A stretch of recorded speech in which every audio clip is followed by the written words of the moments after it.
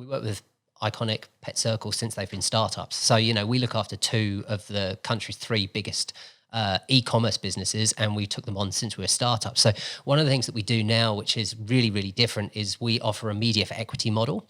So a lot of brands get to a sort of a scale-up point where most smaller brands will do an awful lot of digital marketing because it's cheap, cost of entry is cheap. But actually you need to go broad reach if you really want to scale a consumer brand particularly, and even B2B, like awareness is the precursor to great business success. So we do have a media fund where effectively we take equity positions, and we've taken equity positions in all sorts of companies in exchange for media. We kind of agree a valuation point and then fund that certain level of media.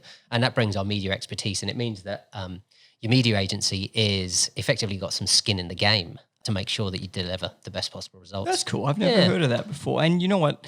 You're right. Everyone has access to digital marketing and advertising. But when you go into the more, I guess you'd call it traditional or mass media, I don't know if it's more effective in terms of ROI or how that works. I would imagine it's not. But what it does do is it does elevate your brand. The reason why broad reach media still works is actually a behavioural reason.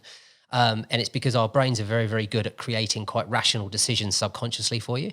So if you see a massive, great big outdoor billboard, then we are quite good at knowing, wow, that's expensive. And your subconscious brain goes, oh, I know that's expensive. They must be a successful brand. They are a successful brand because lots of other people are buying them. If lots of other people are buying them, I can feel safe to buy them too. And so it's actually just quite a linear social pattern.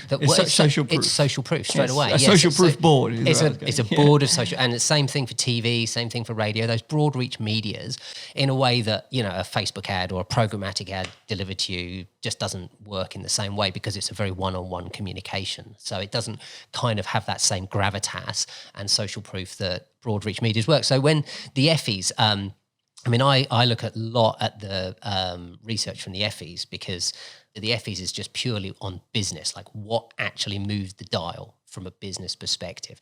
So there's 50 years worth of research to show ad campaigns that have moved the dial from a business perspective. And the Effies, their results show really interestingly, you can look at their results and you can see the percentage of a campaign that's creative versus media, and how many campaigns have used broad reach media versus targeted medias. And invariably across the course of 50 years worth of research, broad reach campaigns will always deliver what they call significant business effects, 2.9 times more than highly targeted campaigns.